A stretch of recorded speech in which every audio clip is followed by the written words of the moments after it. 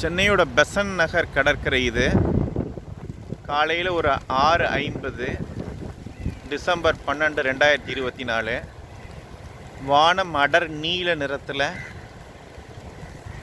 அப்படியே மலைச்சாரல் அப்படியே பொழிஞ்சு கொண்டு உலகமே ரொம்ப அழகாக இருக்குது.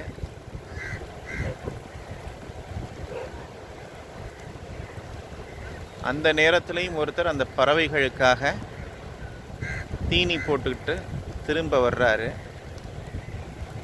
பேரன்பு மிக்கதா இந்த உலகம் எப்போதும் விளங்கி கொண்டிருக்குது அப்படிங்கிறதுக்கு இந்த காணொளி ஒரு பெரிய சாட்சி.